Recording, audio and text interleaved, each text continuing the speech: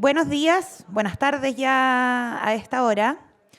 Les damos a todas, todos y todes la bienvenida a este conversatorio llamado Conflictos históricos en Medio Oriente, el impacto de los medios de comunicación. En esta ocasión estaremos conversando bajo la conducción de la profesora Jimena Po, quien es doctora en estudios latinoamericanos y magíster en estudios internacionales. También tendremos la vista del punto histórico de Rodrigo Carmi, quien es miembro del Centro de Estudios Árabes. Tendremos también la presencia de Renato Vélez, quien es historiador también en estudios americanos. Y la profesora Farideh Serán, quien es Premio Nacional de Periodismo. Y también tendremos la presencia del periodista Rafael Cavada, que viene en camino en este momento.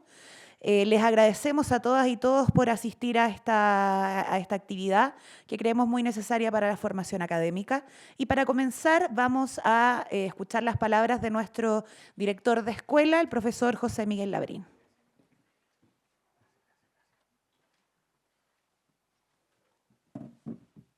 Bueno, muchísimas gracias por estar acá. Esta es una actividad que va a ser parte de un ciclo de reflexión sobre la relación entre los medios de comunicación, las coberturas y lo que ha significado, ¿no?, a contar ya desde un año a la fecha, la invasión de Palestina y el genocidio que está ocurriendo en Medio Oriente. Este conversatorio, titulado Conflictos históricos en Medio Oriente, impacto de los medios de comunicación, busca sensibilizar respecto de la labor de nuestra profesión y destacar la importancia de la protección de los periodistas en zona de conflicto, así como la responsabilidad de los medios en ofrecer una cobertura ética y veraz, algo que nos convoca, por cierto, como Escuela de Periodismo y como Facultad de Comunicación e Imagen. Esperamos que a través de este diálogo podamos abrir un espacio para generar conciencia sobre los riesgos que enfrentan los y las comunicadores y cómo su trabajo es esencial para dar voz a las realidades de los y las afectadas, al mismo tiempo que promovemos la defensa de la libertad de prensa, el derecho a la información en contexto de guerra y, por cierto, una cultura para la paz. El evento de hoy y el próximo, que se realizará el miércoles 16 de octubre, pasado mañana, ese se titulará Análisis de la cobertura del genocidio en medios occidentales. Se enmarcan en esta serie que les comentaba, que además cuentan con el apoyo del Centro de Estudiantes como un compromiso de nuestra facultad y el Centro de Estudiantes para el desarrollo de estas reflexiones y que esperamos puedan ser parte también de un programa mayor de reflexión a lo largo de este segundo semestre. Muchísimas gracias por estar acá, lo importante hoy de la conversación, así que dejo a la profesora Jimena Po para que comience este panel. Muchísimas gracias.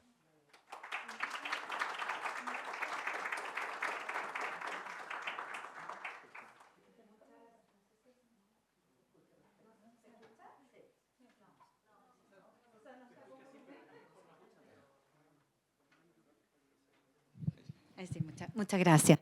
Bueno, muchas gracias por la invitación a moderar este panel y sobre todo vamos a ir de inmediato a la conversación y gracias también a nuestros estudiantes, a nuestras profesoras, a nuestra decana Loreto Rebolledo, quien está aquí también, a César Baeza de Reporteros Sin Frontera, capítulo Chile, bueno, a todos los que han podido llegar y por supuesto a nuestros panelistas.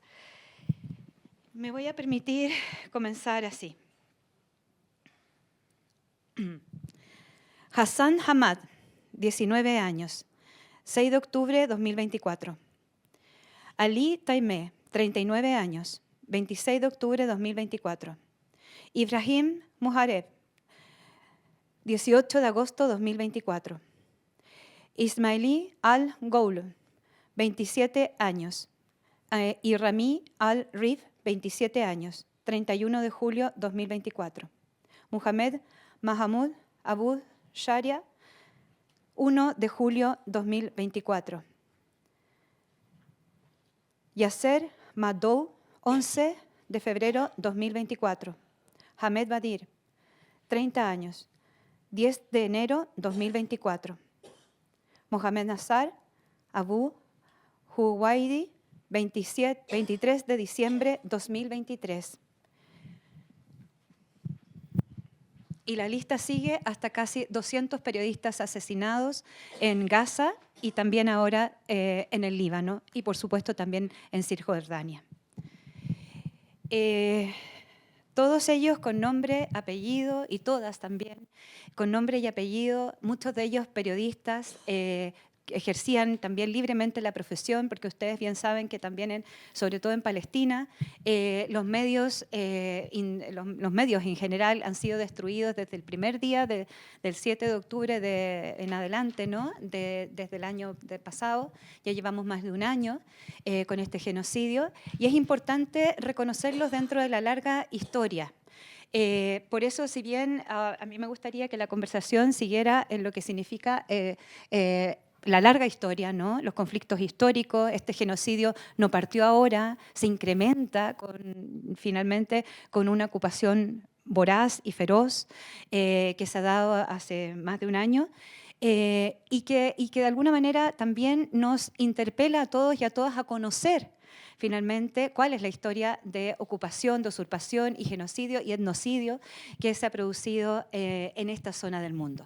Y es una zona del mundo que también nos interpela mucho a nosotros, no solamente porque hay una comunidad palestina muy importante, la más importante, ¿no? Fuera del mundo árabe, sino que geopolíticamente hablando, sino porque a Chile llegaron muchísimos refugiados y refugiadas, y no solamente de Palestina, sino de otras zonas, y aquí muy bien lo saben quienes están en nuestro panel. Entonces vamos a hacer dos preguntas más o menos generales, una reflexión final, y luego vamos a dejar la palabra de ustedes también para que puedan hacer comentarios, preguntas, dentro del espíritu que significa la defensa, la libertad de expresión y sobre todo la defensa de la humanidad a partir de la libertad de expresión en contextos históricos que se han agudizado a vista y paciencia de un mundo que sea inhumanizado, ¿no?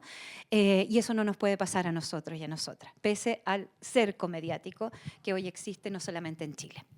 Entonces, preguntar así en general, me gustaría, a partir de allá para acá, preguntar eso, ¿cómo ustedes han podido captar quizá cómo los medios de comunicación, pero no solamente los medios de comunicación, sino el sistema internacional, los estados-nación, que algunos también hacen declaraciones, etcétera, como en el caso de España, pero siguen vendiendo armas a Israel, etcétera, etcétera. ¿Cómo ven que en este momento, a la luz también de esta larga historia, se está actuando a nivel de estos grandes poderes donde entra el poder mediático, el poder también de la industria cultural, del cine, por supuesto?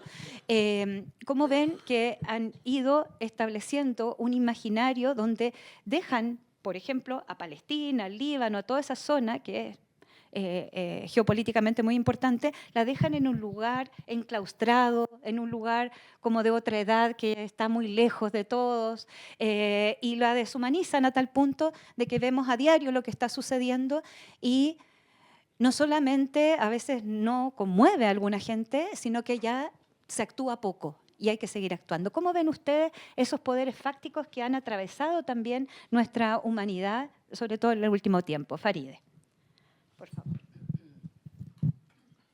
Bueno, gracias Jimena. Saludo a la decana, al director de la Escuela de Periodismo, a la directora del Departamento de Comunicaciones, que la vi recién, allá está atrás. Bueno, a César, a quienes nos acompañan, a Pablo, ¿no? Gente, activistas que han estado trabajando por el tema palestino y que es fundamental, a gente de la CAMPE. Saludo a quienes participaron en la CAMPE aquí en la Universidad de Chile. Veo algunos rostros. Importante estar en este auditorium que nos remite a la memoria, Carmen Bueno, Jorge Miller, y con una concurrencia de periodistas, de futuros periodistas. Porque el tema del periodismo, cuando a la luz de lo que está ocurriendo, del genocidio que ocurre en Gaza, en Palestina, es francamente es muy elocuente. Y yo diría que nos entrega varias lecciones.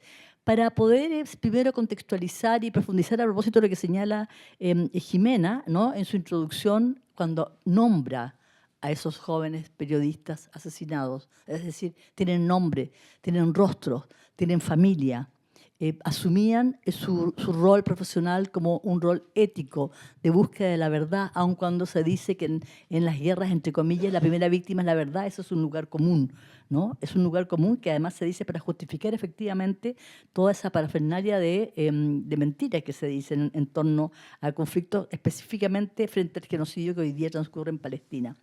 Yo creo que es importante decir, a propósito de las cifras oficiales, hablemos con cifras, ¿no?, que atacados en el campo, en la oficina y en casa, 175 periodistas han sido asesinados durante el año de agresiones de la ocupación israelí en Palestina, especialmente en Gaza. Que de estos asesinados, 1 de cada 10 periodistas en Gaza, según Churuk Assad, portavoz del Sindicato de Periodistas de Palestina, comillas, los periodistas de todas partes deben ser protegidos independientemente del país en el que trabajen, que la gran mayoría de estos periodistas asesinados, de estos 175 periodistas asesinados, lo fueron en ataques aéreos, que al menos 10 de ellos fueron asesinados mientras trabajaban y al menos 56 murieron en su casa. En la mayoría de los ataques, ¿no?, fueron asesinados en ataques aéreos. Al menos 16 de ellos, ¿no?, dije mientras sí trabajaban, sí. Y que si bien son mayoritariamente hombres, 12 de estos 176 son mujeres. Que esta cifra, y aquí viene algo interesante, triplica los periodistas asesinados durante la Segunda Guerra Mundial, que fueron 69, y en la Guerra de Vietnam, que fueron 63. Pero también a los 68 periodistas y trabajadores de los medios que fueron asesinados en 2022 en conflictos, misiones peligrosas, ¿no?, y asesinatos selectivos y fuego cruzado en todo el mundo, de acuerdo a cifras del Comité para la Protección de los Periodistas. Es decir, la magnitud del periodismo asesinado en Gaza no tiene parangón, no tiene otro ejemplo, ¿no?, lo que hace que esto sea específicamente brutal. Quiero decirle que esto no es casual, no es primera vez, que esto no partió el 7 de octubre. Vamos a uno de los errores que han cometido los grandes medios, los grandes consorcios mediáticos, y es que asumir que, hacer creer a la opinión pública que esto partió el 7 de octubre con el ataque de Hamas en Gaza. Eso es falso. Estamos hablando de una ocupación que ya lleva 76 años. Estamos hablando de colonialismo, estamos hablando de apartheid. Estamos hablando de un régimen que ha asesinado sistemáticamente a decenas de miles de palestinos, que provocó una catástrofe Nakba el año 48, impulsando el desplazamiento de cerca de 1 millón de hombres y mujeres palestinos de sus tierras. Estamos hablando de que mientras se produce el genocidio en Gaza, se ataca en Cisjordania también. Hoy día se ataca, se extiende, ¿no?, porque Israel y la locura sanguinaria de Netanyahu extiende la guerra hacia el Líbano, con la excusa de que está Hezbollah, ¿no?, que quiere golpear entonces los enclaves de Irán. Mientras tanto, se siguen confiscando y siguen robando tierras en Cisjordania, con retroexcavadoras, sacando de sus casas a las familias palestinas para instalar a los colonos israelíes sionistas que atacan a los palestinos de una manera bastante brutal. Todo esto no se dice. Se habla de que el 7 de octubre partió todo, cuando esto ya lleva 76 años. Creo que es importante también señalar de que estos asesinatos de periodistas, 179 periodistas en Gaza, no es algo nuevo. Creo que es importante recordar que el 11 de mayo del 2022, o sea, antes del 7 de octubre, o sea, antes hay una historia que ha sido omitida, y a pocos días de que Naciones Unidas conmemorara el Día Mundial de la Libertad de Prensa, y mientras reporteaba una operación del ejército israelí debidamente identificada como periodista en el sector occidental del campo de refugiados de Jenin, la profesional de Al Jazeera, Shirin Abu Akleh, era asesinada por los disparos del ejército de Israel. También recibió un disparo de su productor, el periodista Ali El-Samudi, quien sobrevivió. En el crimen de Shirin, Israel negó su responsabilidad, señalando, comillas, que sus fuerzas de seguridad habían estado operando en el área para arrestar a sospechosos de actividades terroristas y que tanto los sospechosos palestinos como las fuerzas israelíes estaban disparando en ese momento. Cierro la cita.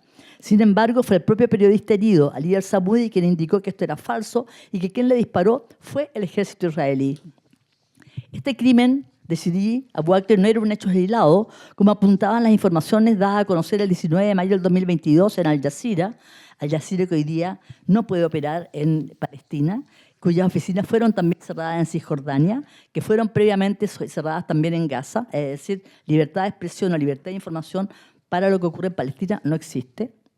Entonces, digo que esta Al Jazeera que denunciaba que más de medio centenar de periodistas palestinos habían sido asesinados en la última década por fuerzas israelíes, así como la sistemática política de obstruir el trabajo informativo, golpear y encarcelar a periodistas y allanar sus viviendas cuando no asesinarlos. Es decir, la única democracia de Medio Oriente, como la denomina la narrativa occidental para referirse a Israel, como buena potencia ocupante, ha coartado sistemáticamente la libertad de expresión, el libre ejercicio del periodismo y el derecho a la información del pueblo palestino ante el silencio cómplice de la comunidad internacional. Yo diría de la comunidad internacional, de los grandes medios y de esos periodistas que habitualmente hablan, ¿no? Exigen que se respete la libertad de expresión, reclaman cuando se coarta la libertad de expresión, pero que ante el tema palestino, ante el genocidio, han guardado un silencio cómplice.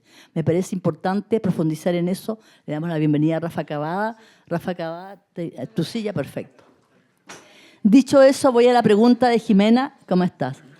Dicho eso, voy a la pregunta de Rafa Cavada. Estudió aquí en la escuela, claro que en otro lado, que era muy feo, hace muchos años. Ahora tenemos edificio nuevo y todas estas cosas nuevas. Debo decir que ante la pregunta de Jimena, de qué pasa con... Ustedes han leído y saben cuál ha sido la narrativa occidental para referirse al tema de la masacre, del genocidio. De partida, cuando se omite el contexto histórico, cuando se plantea de que esto comenzó el 7 de octubre, omitiendo que se trata de una ocupación, que se trata de una ocupación colonialista, que se trata de no solamente de este desplazamiento de cerca de 1 millón de palestinos del 48, sino además de sistemáticas violaciones y ocupaciones de territorio en Palestina, reduciendo hoy día a Palestina a un territorio ínfimo y intentando hacer inviable lo que Naciones Unidas ha planteado desde hace décadas y que es la existencia de un Estado palestino, de 2 estados, un Estado de Israel y un Estado palestino. Israel se ha opuesto sistemáticamente a ello y en ese sentido parte de todo esto no tiene que ver con imposibilitar la existencia de un Estado palestino. Creo que es importante señalar que los medios de comunicación han obviado el contexto histórico y han utilizado, y hay estudios para eso que yo me referiré en una segunda vuelta, ¿no? Que señalan cómo, por ejemplo, se han omitido las palabras como apartheid, como limpieza étnica, cómo se habla de terroristas cuando se refieren a los palestinos, cómo efectivamente se dice 10 o 15 o 20 palestinos muertos como si murieran por causa natural y no fueran bombardeados o asesinados, ¿no? Por las fuerzas israelíes, cómo efectivamente se omite de que es una fuerza ocupante para hablar solamente por el lado palestino del terrorista. Terroristas que además han sido deshumanizados cuando se habla de que son como animales, lo que ha permitido evidentemente como paso previo de lo que significa un genocidio esa deshumanización de la cual Occidente ha sido parte. Es decir, ha habido todo un aparataje del lenguaje que ha estado en los medios de comunicación, de un lenguaje cómplice que ha omitido, que ha ocultado nombrar las cosas por su nombre, ¿no? Para facilitar lo que hoy día está ocurriendo y que es este feroz genocidio en Palestina. Debo de señalar que además lo que estamos asistiendo, lo que estamos viendo en el Líbano, lamentablemente resulta de una gravedad extrema y yo creo que si no se detiene pronto, vamos efectivamente en el mismo camino de lo que está ocurriendo en Palestina. Es decir, la locura sanguinaria del ejército sionista comandado por Netanyahu no tiene límites. Tanto así que se dio el lujo de declarar persona non grata al secretario general de Naciones Unidas a los pocos días que Naciones Unidas había emitido una declaración señalando que el pueblo palestino tenía derecho a tener un Estado y que debía Israel dejar los territorios ocupados. Es decir, toda la institucionalidad internacional construida luego de la Segunda Guerra Mundial fue hecha añicos por la locura bélica sionista de Netanyahu y su ejército de ocupación. Muchas gracias, Farideh. Aquí tengo otro micrófono. Bienvenido, Rafael, a tu casa. Bueno, siguiendo esa línea ¿no? de la larga historia y lo que significa también esta arremetida, ya es como finalmente es como la respuesta final, ¿no? En Anatomía de un genocidio, que aquí Farideh convoca y escriben varias plumas, entre ellas la misma de Rodrigo, ¿no? Y se hace un lanzamiento muy grande en el Teatro Nacional de la Universidad de Chile. Justamente se dio todo el contexto y se trajo también, estaba llenísimo el teatro, de nuevo se nombra Nakba.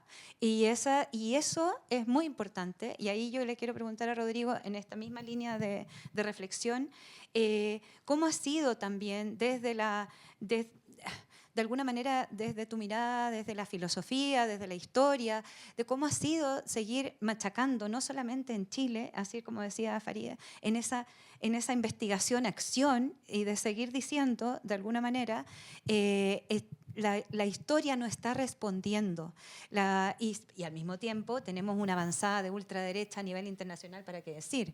Entonces, y la historia no está respondiendo, las instituciones no están respondiendo, la misma ONU no está respondiendo, nuestros países no están respondiendo, son más bien declaraciones, ¿no?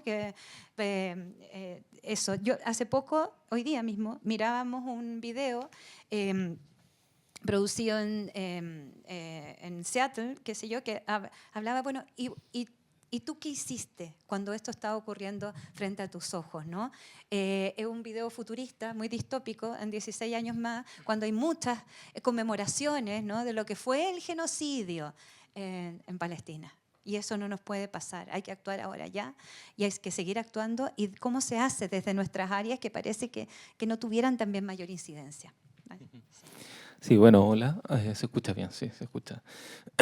Bueno, quiero agradecer primero la invitación al espacio y quiero agradecer también a las autoridades y qué bueno que está lleno de estudiantes. Eso da una luz mínima de esperanza, digamos, dentro de esto.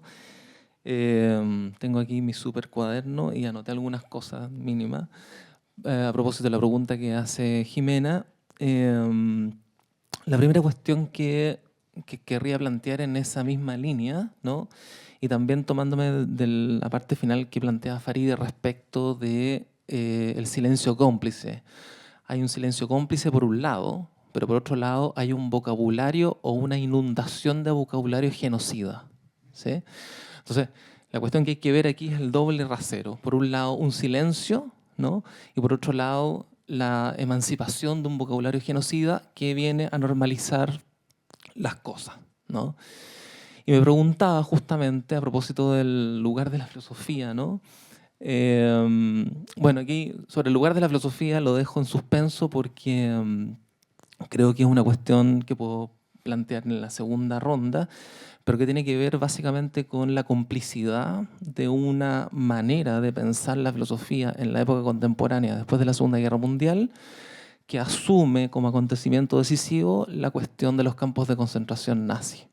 Creo que aquí hay un problema de la filosofía contemporánea que se cristaliza particularmente en el caso de Habermas, ¿no?, cuando Habermas niega la existencia de genocidio en Israel, ¿no?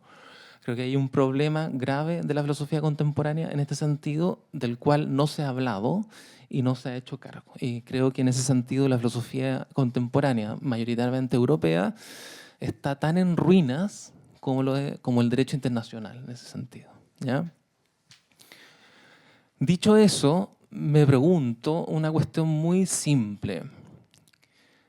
¿Qué significa transmitir en vivo un genocidio? Se ha dicho permanentemente que se transmite en vivo un genocidio. Pregunta, ¿qué significa transmitir en vivo un genocidio? A propósito de silencio cómplice y cómo en ese silencio, en el espacio que queda del silencio cómplice, se llena con el vocabulario genocida, ¿sí? Yo recuerdo una película muy buena que apareció precisamente en el contexto del desarrollo del genocidio en Palestina, ¿no?, de un director judío que se llama Jonathan Glazer. Jonathan Glazer hizo una película que se llama Zona de Interés, ¿no? Y me parece que es muy interesante pensar el presente a partir de esa película. Glazer caracteriza, ¿no?, la existencia de una familia nazi que tiene la gran comodidad de vivir al lado del trabajo, ¿no? El problema es que el trabajo es ser director de un campo de concentración, ¿no? Y entonces vive la familia nazi, ¿no? Y todo el quehacer de la familia nazi consiste permanentemente en la negación de la existencia del exterminio, y lo único que tenemos como resabio del exterminio son los quejidos abrumadores que aparecen en la noche, o eventualmente el humo y las cenizas que caen en ese hermoso jardín lleno de flores, ¿no? Lo que me parece interesante de esa escena, en realidad de lo que cruza la película, es que lo que tenemos ahí es una escisión, ¿no?, de la imagen respecto del sonido. Es decir, la idea nazi es no ver el exterminio, pero sin embargo se puede escuchar, ¿no?, como un telón de fondo, ¿no? Entonces, muy linda la flor que está recién florecida, pero tiene ceniza, ¿no? Entonces, esa ceniza es una especie de escucha, de reverberación del gemido de los judíos quemados en los hornos crematorios, ¿sí? Me parece que la situación actual es al revés.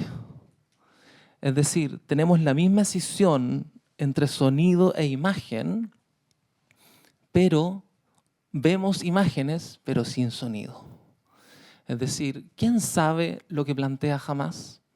¿Quién sabe lo que plantean los movimientos de resistencia palestinos? ¿Quién ha entrevistado a los líderes de Hezbollah? ¿Quién ha entrevistado a los ciudadanos que vivían, ¿no?, en las zonas de Gaza, ¿no? ¿Quién ha entrevistado, digamos, a la gente, a los prisioneros políticos palestinos que están hace muchos años? Es decir, no tenemos sonido, tenemos imágenes, ¿no? Pero esa imagen se inscribe en una narrativa totalmente distinta, que es la lengua del exterminio. Y me parece que aquí está el punto. Yo creo que lo que está haciendo la narrativa de los grandes medios de comunicación, no sé si seguir llamándole comunicación, es convertir el genocidio en un dispositivo de entretenimiento.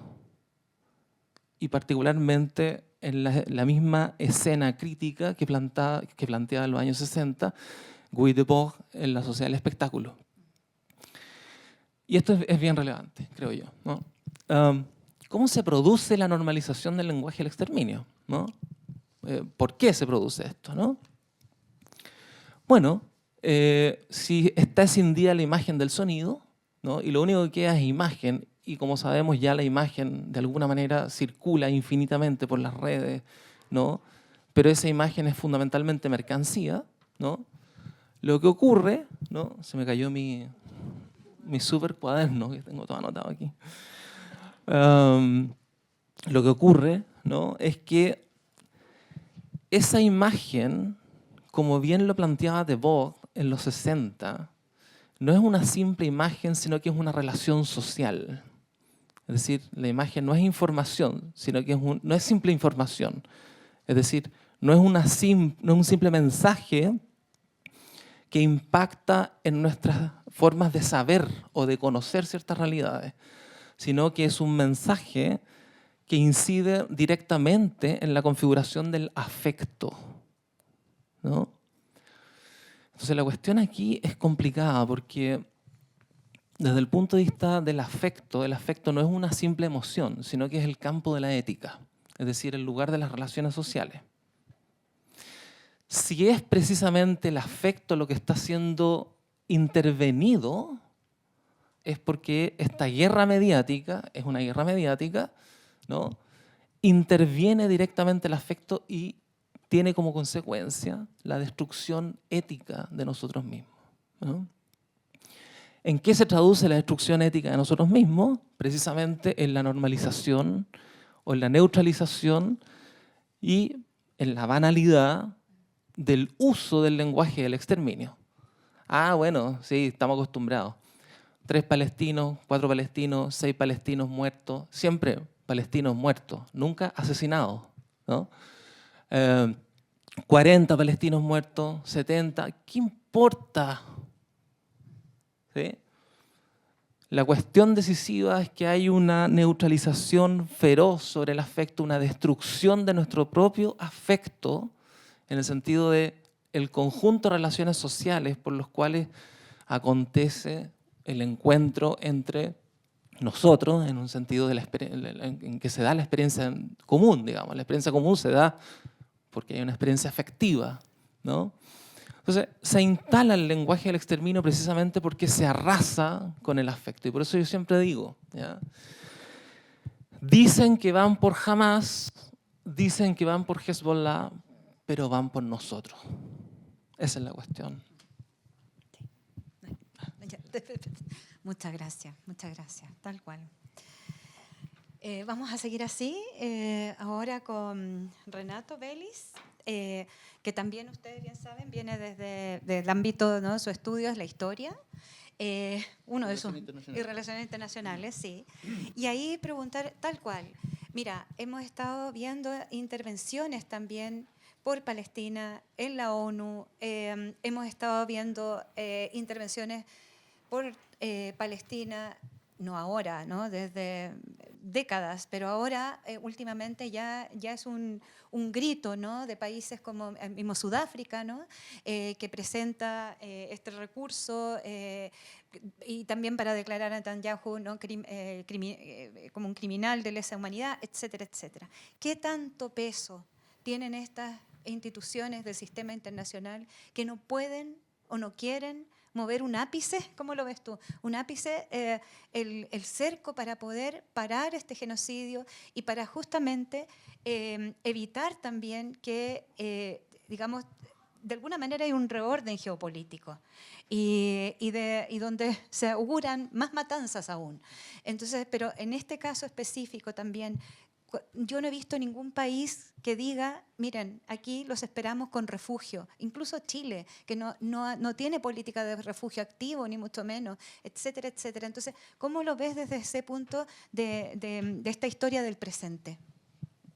Bueno, de partida agradezco la invitación. Siempre es grato volver a la universidad. Yo estudié aquí al ladito en filosofía y ahora estoy acá en periodismo. Bueno, quería, antes de ir a ese tema, tomar algo que decía Rodrigo. No sé si ayer ustedes vieron por redes sociales que se atacó un hospital en la Franja de Gaza y ahí está el video de las personas muriendo, digamos, quemándose vivas, ¿ya? Niños, mujeres, hombres. Y resulta que el artículo de la Associated Press decía hospital palestino toma fuego, como que se prendió solo, digamos. O sea, ese es el nivel de descaro, digamos, con que están operando la bajada de línea, que eso es algo que yo acá no quiero criticar, digamos, a los periodistas como periodistas en Chile, digamos, porque sé que hay gente que hace la pega, pero algo que siempre, y yo los invito a ver las noticias, digamos, que lamentablemente en Chile, cuando se cubren las noticias internacionales en general, de partida es un segmento del noticiario que no es tan importante y es como, ositos panda, nacieron en un zoológico en China y qué sé yo, y todo muy, muy anecdótico, muy, muy casual, pero el tema es que lo que hay es una bajada es como, por ejemplo, cuando mandaban antiguamente los cables de las agencias de noticias internacionales, donde lo único que se hace es repetir acríticamente lo que llegó del New York Times, del Washington Post, de CNN, de la BBC. Entonces, hay una carencia de densidad, de sustancia en la comunicación de la cuestión en los medios nacionales que a mí me parece espantosa. O sea, de hecho, el área internacional yo siento que ha ido en decadencia en los últimos años. El otro día había una chica en TVN que confundía Hamas con Hezbollah y hablaban una serie de cuestiones que yo digo, esta gente supone que está a cargo como de presentar las noticias, no sé con quién se asesoran o qué diablos. O sea, pero ese es un tema, o sea, yo siento que una deficiencia que tenemos nosotros al informarnos a través de los medios de comunicación, particularmente la televisión, es que no hay análisis internacional, sino que en el fondo es como un pastiche de la bajada de línea que llega desde los medios de comunicación occidentales, ¿ya? Ahí también, bueno, De más está decir que siempre los medios occidentales que marcan la línea, digamos, la gran prensa escrita de Estados Unidos, los medios de comunicación, digamos, las grandes cadenas de televisión, siempre han sido funcionales y serviles a los intereses de política exterior de las potencias occidentales y particularmente de Estados Unidos, ¿ya? Tenemos, por ejemplo, el caso, me acuerdo de la Guerra del Golfo de 1991, cuando para justificar la intervención se decía no, que los soldados iraquíes entraron en un hospital, ¿no es cierto?, y empezaron a romper las incubadoras donde habían bebés de Kuwait y eso era inaceptable, y salió una niña llorando en la Asamblea General de Naciones Unidas diciendo que ella había visto eso, y resulta que esa niña era la hija del embajador de Kuwait de Naciones Unidas, o sea, nunca estuvo en Kuwait cuando pasó eso, ¿ya?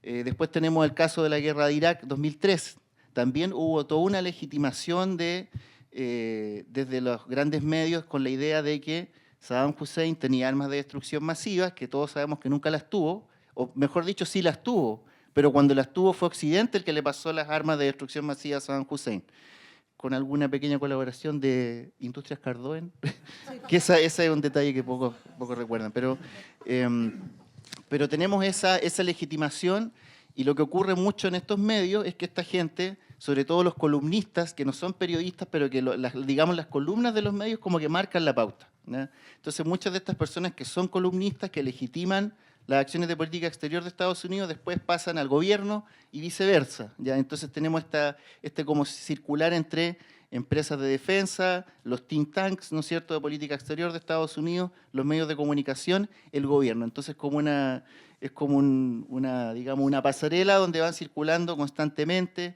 y resulta que, bueno, se justificó la guerra de Irak con esa excusa, era mentira. Después se decía que Saddam Hussein tenía vínculos con Al-Qaeda, que tampoco era cierto. Después, ¿no es cierto?, tenemos casos respecto de la guerra de Libia, respecto de la guerra de Siria, hasta llegar a la situación actual en Palestina, ¿ya? O sea, en el fondo, no hay que esperar mucho de los medios de comunicación globales, porque ellos sirven a la agenda de política exterior de las potencias occidentales, particularmente de Estados Unidos. Entonces, su pega es vender esa línea, legitimar las acciones de política exterior de Estados Unidos. Y aquí quiero detenerme en algo, porque se ha dicho, no, es que hay un supuesto enfrentamiento entre la administración Biden y Netanyahu, porque Netanyahu ha llegado demasiado lejos. Eso es puro circo, ¿ya? Porque si uno ve los hechos, ¿ya?, incluso en el asesinato de Nasrallah en el Líbano, los aviones de la Fuerza Aérea de Estados Unidos estaban realizando vuelos de reconocimiento, entregando la información a la Fuerza Aérea de Israel para que asesinaran a Nasrallah. Lo mismo cuando asesinaron, digamos, a Haniyeh y así. Entonces, Estados Unidos, el aparato militar de Estados Unidos está completamente detrás del genocidio, no solo porque entrega suministros, sino que porque también participa en la entrega de inteligencia al Estado de Israel, ¿ya? Y otra cosa que también, acá me estoy desviando un poquito quizá del tema, es por qué nadie hace nada, ¿ya? Y yo hace unos días le dije, miren, acá también hay otras cuestiones geopolíticas que a veces se obvian, pero si ustedes vieron el discurso de Netanyahu en la Asamblea General de Naciones Unidas, él tenía dos mapitas, ¿no es cierto?, que uno era la maldición, que eran estos países que apoyan a la resistencia palestina, y la bendición, que eran los países que estaban alineados con Estados Unidos, es decir, la India, Arabia Saudita, los Emiratos, Israel, y resulta que ese mapa es exactamente igual a una iniciativa que presentó Biden el año pasado, que es la competencia de la ruta de la seda de China, pero la versión de Estados Unidos, ¿ya? Y para que eso resulte, el Estado de Israel tiene que ocupar la totalidad palestina, ¿ya? Porque recuerden que esto también se da en el contexto de la guerra en Ucrania, ¿ya? Europa necesita proveedores alternativos de gas natural. ¿Dónde hay gas natural? En la costa de la Franja de Gaza, en la costa del Líbano, que todavía ninguno de esos yacimientos ha podido ser explotado, y bueno, hay otro país más ahí que es Azerbaiyán, que también hizo algunas cositas el 2020, 2021, y nadie dijo nada y lo dejaron pasar, ¿ya? Entonces, por eso nadie va a hacer nada. Respecto a las instituciones internacionales, también van a quedar todas en... Yo sé que a la gente que estudia Derecho y que cree en el derecho internacional a lo mejor le va a caer como una piedra en la guata esto, pero eso no va a tener ningún efecto práctico, ¿ya? Las instituciones del sistema internacional están diseñadas para servir a la estructura de poder del sistema internacional, que es una estructura de poder diseñada por Occidente para servir a los intereses de Occidente. ¿Por qué pueden haber órdenes de captura contra Putin o contra quien sea, y esas sí se respetan, pero Netanyahu, que también tiene una, se pasea, viaja a Estados Unidos, habla en el Congreso, va por todas partes y nadie le dice nada. ¿Por qué nunca se emitió una orden de captura contra George Bush? Porque las instituciones internacionales están diseñadas para defender los intereses de Estados Unidos. Es así de simple, ¿ya? Y eso también pasa con los dictadores, ¿ya? Por ejemplo, cuando Noriega era aliado de Estados Unidos, no había ningún problema. Pero después cuando se peleó con Estados Unidos, ahí sí hubo un problema y lo derrocaron y lo echaron abajo, ¿ya? Cuando le soltó la mano Estados Unidos a Pinochet, cuando dejó de ser funcional a los intereses de Estados Unidos. Y así ocurre con todos los dictadores en todas partes, ¿ya? Eso respecto de las instituciones internacionales. Y una última cosa que también quería mencionar, a lo mejor me estoy desviando acá del tema, o sea, tiene que ver con el tema, pero no con la pregunta. Es el tema de cómo se legitimiza las operaciones y las acciones del Estado de Israel. Y en eso tienen mucha responsabilidad los medios, porque repiten de nuevo la bajada de línea que hace en este caso el ejército o el gobierno israelí y el gobierno de Estados Unidos, cuando dicen el Ministerio de Salud administrado por Hamás, como queriendo decir que el Ministerio de Salud de la Franja de Gaza no es imparcial como sí lo puede ser el Ministerio de Salud del Estado de Israel, por ejemplo, o el Ministerio del Interior administrado por Hamás, ¿no? Esa es una cuestión que se utiliza mucho como para deslegitimar la validez de la información que nos entregan desde Gaza. También otra cuestión que me parece increíble es ahora en el caso del Líbano, es cuando se habla de los bastiones de Hezbollah. Se dice los bastiones de Hezbollah. No, es que estamos atacando bastiones de Hezbollah. Son ataques quirúrgicos. Por ejemplo, cuando asesinaron a Sayed Nasrallah, ¿no es cierto? Asesinaron a 300 personas junto con Sayed Nasrallah. Y ese era un atentado quirúrgico, o sea, era una operación quirúrgica, o ¿cómo se dice? Un asesinato, una operación selectiva. ¿Ya? Yo escuché a alguien de la comunidad judía, o sea, de la comunidad de chilenos en Israel diciendo, no, es que los ataques de Irán fueron indiscriminados, aunque no mataron a nadie, pero la operación de Israel contra Nasrallah fue una operación quirúrgica. ¿Ya? Y lo dijo, y nadie lo interpeló. Yo esa cuestión lo vi en vivo en el Mega, por ejemplo. Entonces se habla de los bastiones de Hezbollah. ¿Ya? Y también tenemos esta idea de que Hamás como que es un grupo de gente armada, o que Hezbollah es un grupo de gente armada loca, y son movimientos sociales que son expresión de la voluntad popular de esos países. ¿Ya? Y yo expliqué alguna vez que, por ejemplo, en el caso de Hezbollah es un movimiento social que tiene una expresión política, un partido que tiene concejales, alcaldes, diputados, ministros en el Líbano. También tiene un brazo social, tiene hospitales, tiene escuelas, suple las falencias que tiene el Estado libanés. Entonces, cuando dicen un bastión de Hezbollah es gente que apoya a Hezbollah porque vota por ellos en las elecciones, porque se siente identificado políticamente con ellos. Y entonces cuando se está atacando bastiones de Hezbollah, eso es lo que se está atacando, ¿ya? Y de hecho hay una cuestión que se llama la doctrina Dagie, que es de Gadi Eisenkot, un ex general israelí, que él decía que la doctrina que aplica Israel en Gaza y ahora en el Líbano, bueno, se llama doctrina Dagie por el barrio del sur de Beirut, es castigar a la resistencia a través del daño desproporcionado a infraestructura civil, cuando las convenciones de guerra dicen que siempre la respuesta a cualquier ataque tiene que ser proporcionado. El ejército israelí dice que ellos explícitamente están haciendo ataques desproporcionados, ¿ya? Entonces eso es como lo que se aplicó en la Franja de Gaza ahora y lo que se está aplicando en el Líbano, ¿ya? Bueno, y una última cosa que me gustaría mencionar respecto a los medios es el tema de las redes sociales, ¿ya? Porque algo que le está, o sea, de partida los medios de comunicación tradicionales están deslegitimados, a veces con justa razón, otras veces sin mucha razón, depende del caso. Pero en el fondo algo que ha ocurrido es que gracias a los medios, a las redes sociales, particularmente a TikTok, ¿ya? Es que la gente de la Franja de Gaza ha podido amplificar lo que está ocurriendo ahí, ha podido llegar a más gente, ha podido tocar la fibra de la sociedad civil global, particularmente de la juventud norteamericana, y eso es lo que más le molesta, digamos, a la estructura de poder, digamos, de Estados Unidos y de Israel. Y digamos, tanto es así que resulta que el Donald Trump, ¿no es cierto?, ustedes recuerdan que quería prohibir TikTok, porque supuestamente era un dispositivo del Partido Comunista Chino para lavar el cerebro a la sociedad norteamericana. Y resulta que él empezó con iniciativas para prohibir TikTok. Pero resulta que ahora este año, la administración Biden volvió a impulsar la ley para prohibir TikTok, pero ya no es la excusa de que es una herramienta de lavado de cerebro de los chinos, sino que es porque se difunde contenido antisemita que está envenenando, ¿no es cierto?, y generando incidentes de odio contra la población judía en Estados Unidos y en todo el mundo. Entonces resulta que ahora sí se aprobó prohibir TikTok.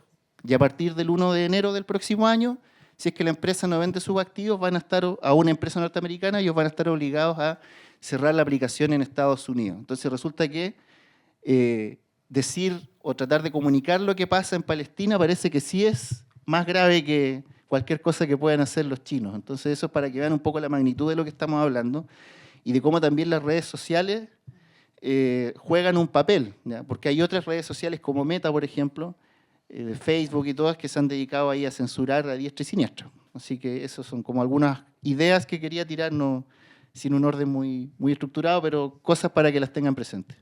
Gracias Renato. Sí, tal cual. Y qué bueno que mencionaste los gasoductos.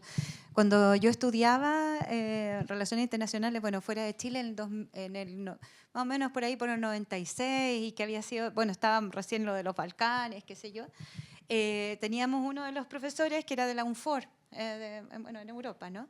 Y lo primero que nos muestra el mapa, Europa, Asia, África, y nos muestra los oleoductos, el mapa de todos los oleoductos. Y me dice, esto no tiene solución. Las guerras jamás van a terminar. O sea, porque a no ser que justamente lleguemos a este nivel de fuerza geopolítica, las fuerzas como se están enmarcando también en esto con genocidio mediante, ¿no? Y tenemos Sudán, por ejemplo, también, todo lo que está pasando en la zona. Rafael, preguntarte ahí, sobre todo tú que vienes también de una generación, que es más o menos mi generación, los 50 años por ahí. Tú dices, por eso también 53, no quería decir. Pero también te ha tocado cubrir fuera de Chile, te ha tocado también un periodismo también de investigación más duro en televisión, etcétera. ¿Cómo ves tú también en ese sentido, en la larga historia, y la larga historia también de cómo se cubren hoy las noticias? ¿Qué tipo de reflexividad hay ahora en comparación a esa época, ¿no? En que también la investigación era no solamente a pie de calle, era con mucho documentación, etcétera. Pero ahora, claro, y había golpe noticioso, ahora los golpes prácticamente no existen porque están las redes sociales, etcétera. Pero está, claro, pero también la jerarquización. ¿Cómo hacen en tu caso, cómo has visto esos cambios de jerarquizar, etcétera, como para solamente, por ejemplo, poder decir en televisión o en la radio, que creo que en la radio tienes más libertad en ese caso, de decir genocidio, de decir ciertas palabras que a veces parecen proscritas, ¿no? De nuestro sistema mediático actual? Quiero empezar haciéndome cargo de todo lo que dice, dándole la razón, de hecho. Y contando, como todos los periodistas, me lleno de anécdotas para contar cosas, ¿no?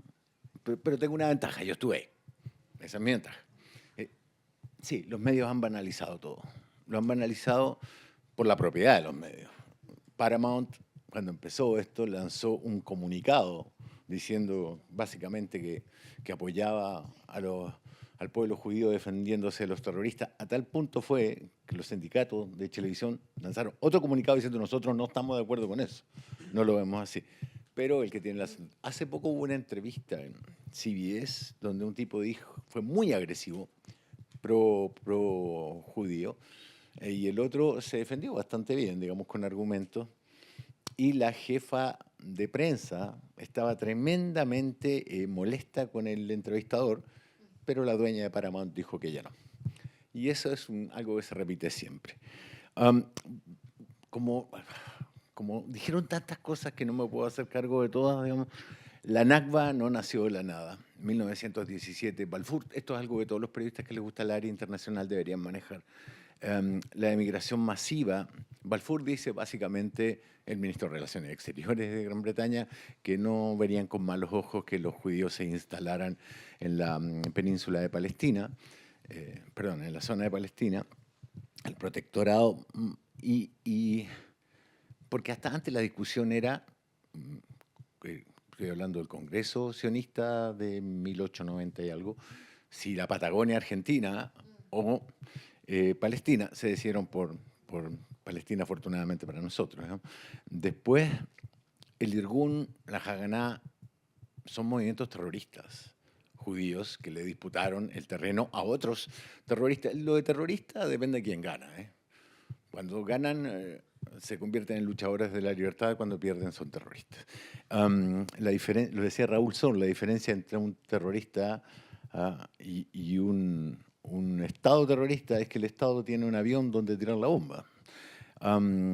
Después, la Haganá se convirtió en el Irgun y el Irgun terminó siendo la IDF, que es la manera eufemística de llamar al ejército judío, porque si ustedes están viendo, IDF significa Fuerza Israelí de Defensa. Pero lo que está pasando en el Líbano hoy no tiene nada que ver con la defensa. Sobre Habermas, totalmente de acuerdo, pero me parece que Heidegger también contribuyó con su gotita. Acá es donde tengo más antecedentes, digamos, porque lo he estudiado mucho. A ver, déjame verlo. Las guerras de Israel, las guerras declaradas 47, 56, 67, 48, perdón, y 73 le hicieron ganar cada vez más territorio, reduciendo aquella repartición hecha por Naciones Unidas de un terreno que básicamente no era de Israel, sino del pueblo palestino y otras bereberes y otras etnias que vivían ahí, o culturas, mejor dicho. Y esa repartición que se hace, Transjordania, que hoy día es Jordania, Palestina, Siria separada del Líbano, que era un mismo país, la creación de un gran Estado para los herederos saudíes que nunca llegó a realizarse, una tradición de Occidente solo comparable a la del pueblo kurdo, de que todavía espera el Kurdistán de la Primera Guerra. Déjame seguir. Hamas es un movimiento sunita. Hezbollah es un movimiento chiita. Es como católicos y protestantes, básicamente es la comparación más básica. Irán apoya a los dos por una cuestión táctica, pero no tienen nada que ver.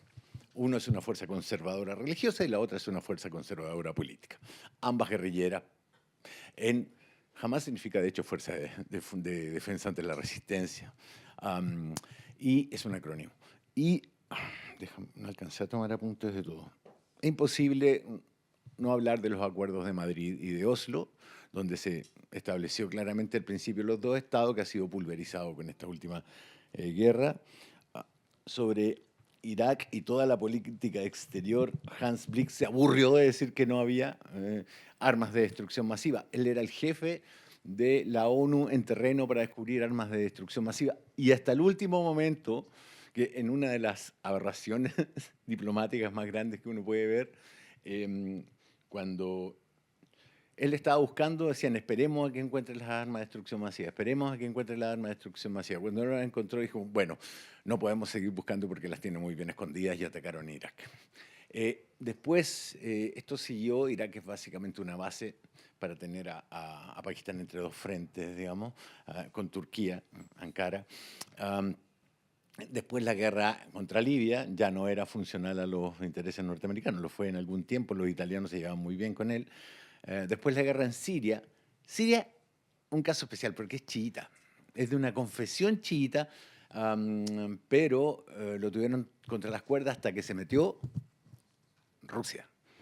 Y Rusia se desplegó ahí porque tiene sus propios intereses en la zona, tiene la base de Tartus, la base aeronaval más grande fuera de su territorio, y esa base le sirve para llegar al Mediterráneo. Sale por el Bósforo y los Dardanelos, son dos estrechos desde al lado de Ucrania, y llega con sus navíos al Mediterráneo, así que no lo iba a dejar caer de ninguna manera. La decadencia. Netanyahu, cuando Rabin muere, Netanyahu aprovecha y con el apoyo de la derecha religiosa judía se toma el poder. Después vendrían Olmert, Ehud Barak, pero ya era tarde, había una decadencia hacia la guerra y con Netanyahu, segunda elección, esto de verdad se transforma en muy grave. Hace unos años fui con Anwar Anwar Said Farran, hacer un documental a Palestina, y la invisibilización del pueblo palestino es fabulosa. En la Nakba se arrasaron con aldeas que fueron renombradas. Las aldeas que tenían nombres palestinos ya no existen. Tienen arriba otra aldea con otra ciudad con nombre israelí. En Hebrón hay 170.000 palestinos y 560 colonos. Los palestinos no pueden entrar al centro. Y los negocios que hay ahí están cerrados, están soldadas las puertas de metal. Pero las ha cerrado el ejército israelí para que los colonos no se extiendan más, porque es muy difícil proteger a tantos. Hay 700 y tantos colonos y 500 soldados para protegerlos, casi uno por persona. Al lado hay una ciudad donde salió uno de los terroristas israelíes más grandes del mundo. Entró a una mezquita y disparó su M16 hasta que le vació los cargadores. No, creo que los muertos 50 y algo. Entonces, ustedes tienen ahí un escenario tremendamente complejo, porque yo sí soy de la época en que se estudiaba antes de hablar, y todos esos antecedentes que yo les doy, mis colegas o no los manejan o no los dejan poner en los medios.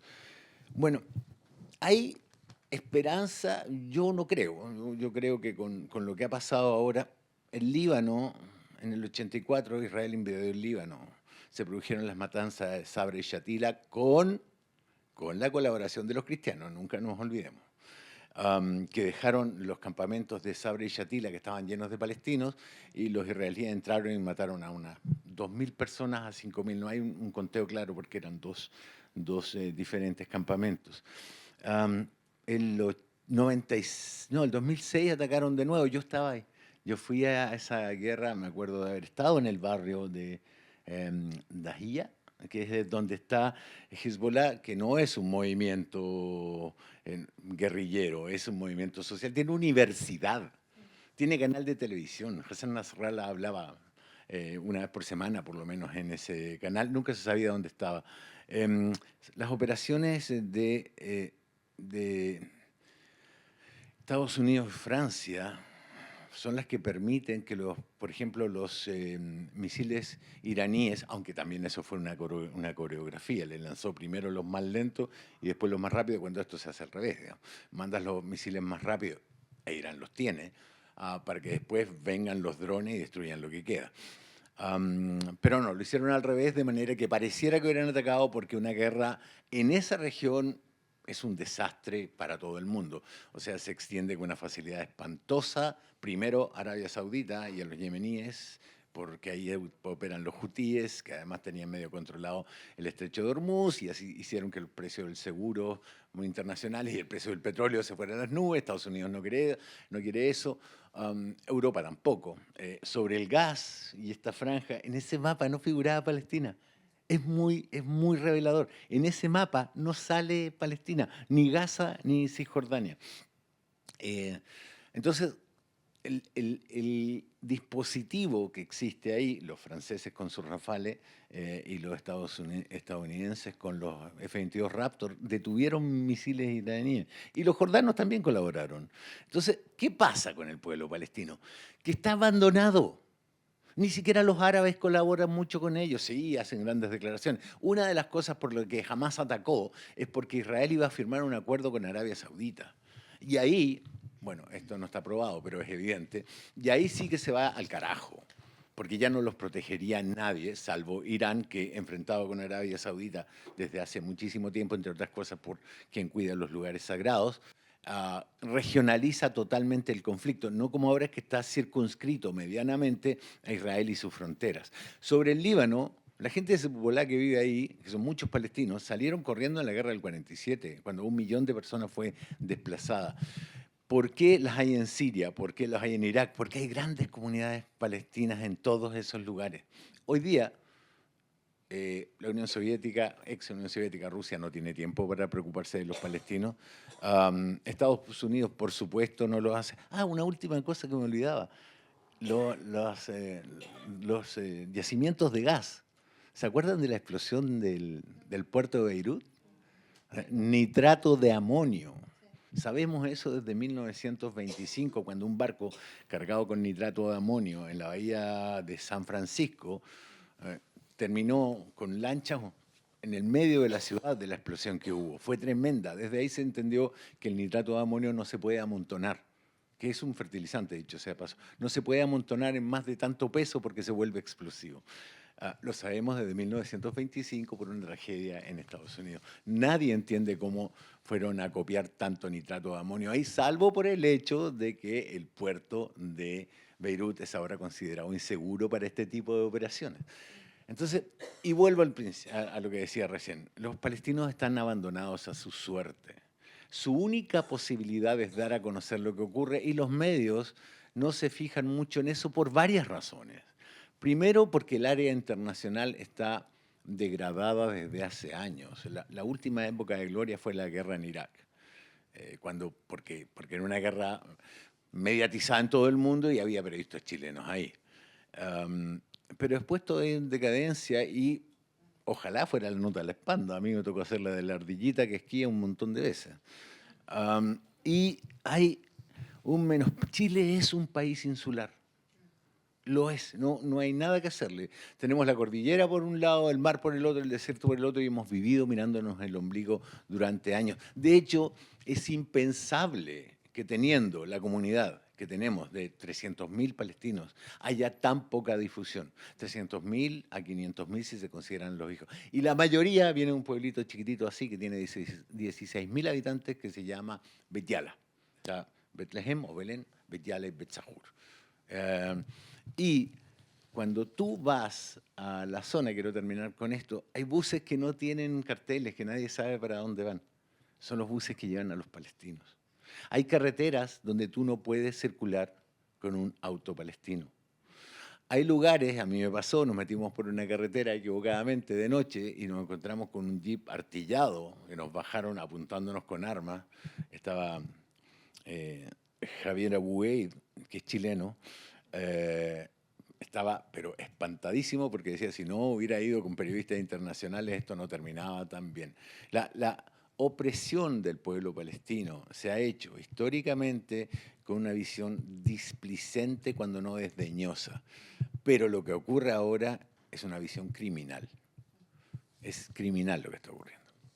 Muchas gracias, Rafa. Vamos a hacer la última ronda muy cortita para dar paso a 10 minutos de comentarios, preguntas y eso. Y la ronda parte así, Faride, que tiene que ver con justamente cómo ves tú, cómo ven ustedes el auge también de los movimientos internacionales, ya no el sistema internacional, sino la comunidad internacional, las universidades, aquí mismo, ¿no? Aquí mismo en esta propia universidad.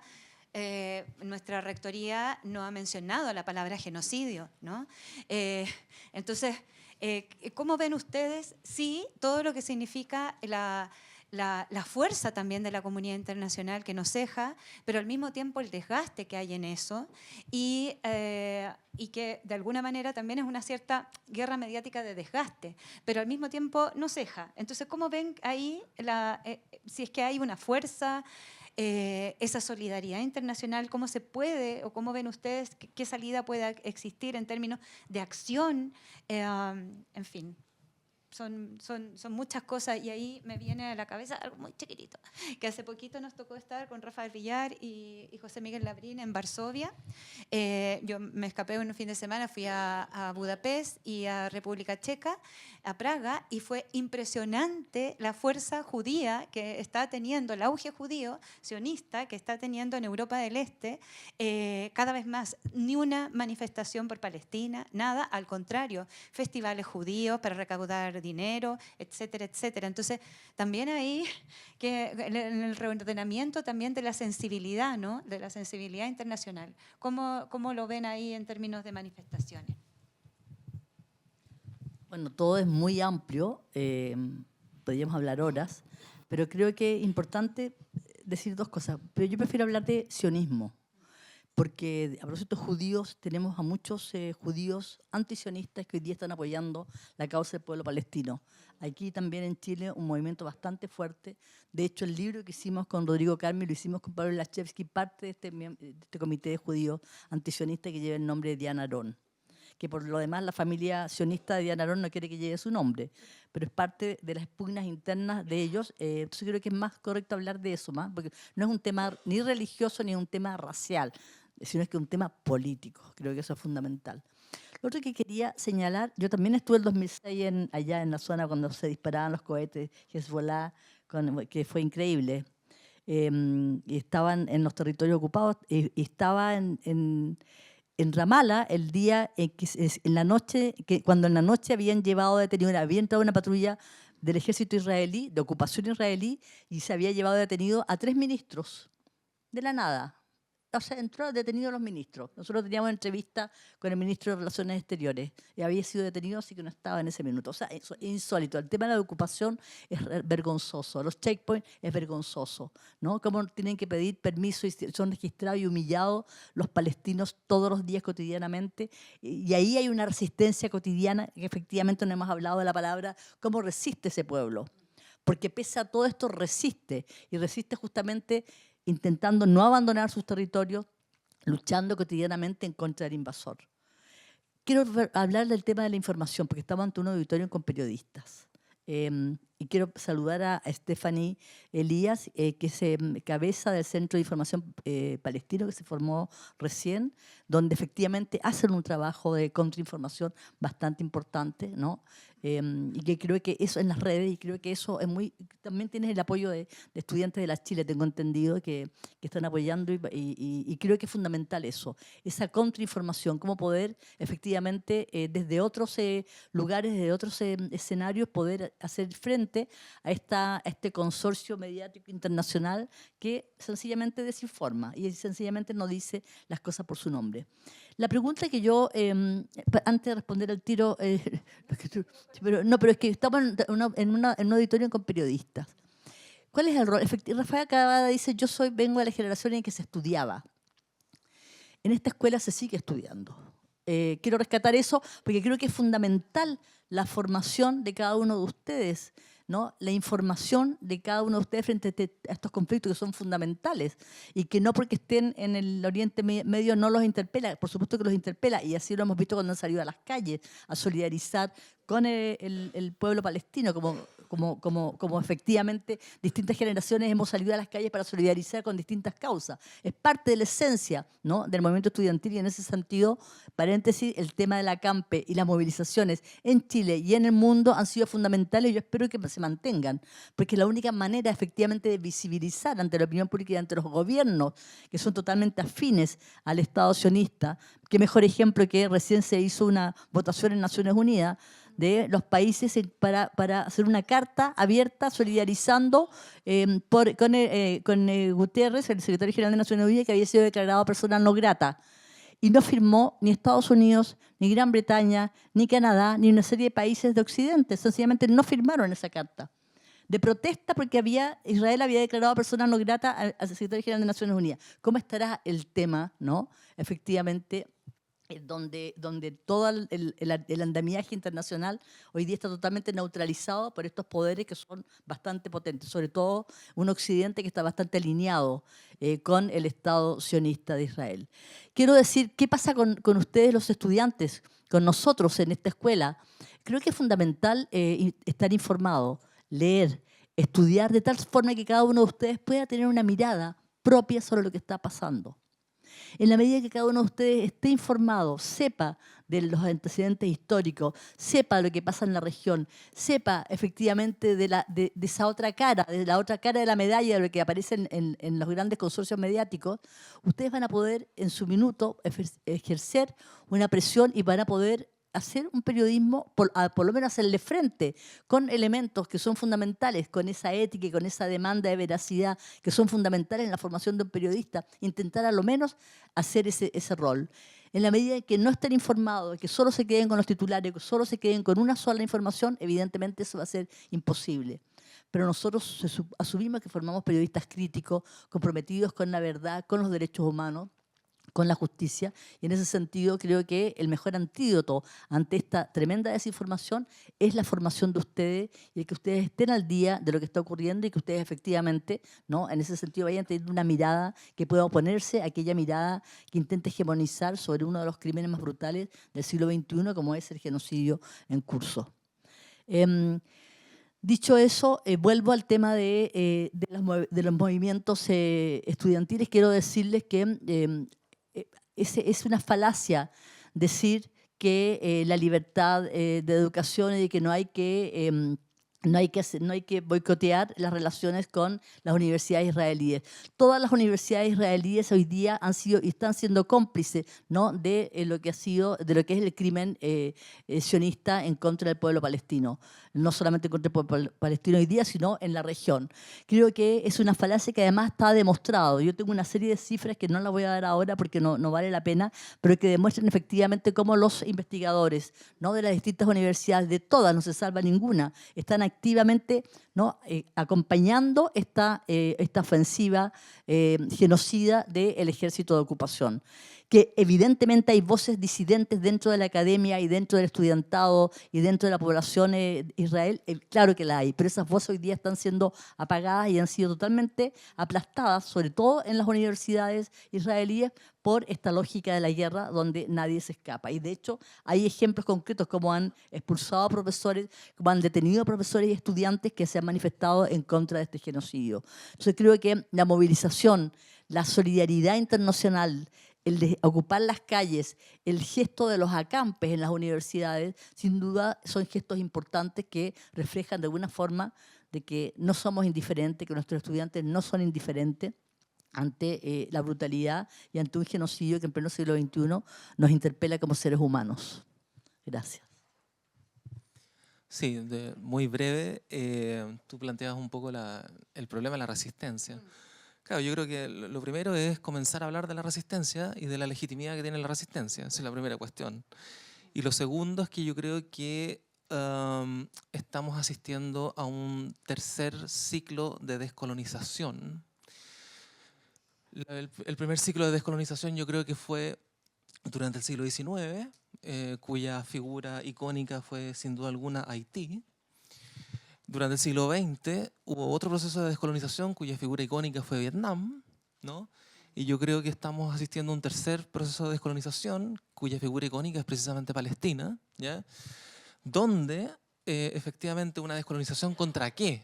No una descolonización simplemente contra las formas clásicas coloniales, como ocurría en el siglo XIX o el siglo XX, sino justamente contra la colonización del capital, un poco como lo estaba mostrando Renato, a propósito del proyecto de constituir a Israel como el gran proveedor de gas, digamos, a Europa y de bloquear completamente las pretensiones de la ruta de la seda, digamos, ¿no? Yo creo que no, yo creo que lo que hay es un proceso de descolonización que no tiene marcha atrás, ¿ya?, que se ha fracturado completamente la hegemonía occidental, no el dominio occidental, la hegemonía occidental, ¿ya? Hay un dominio sin hegemonía, claramente, donde se ejerce radicalmente con violencia, ¿no?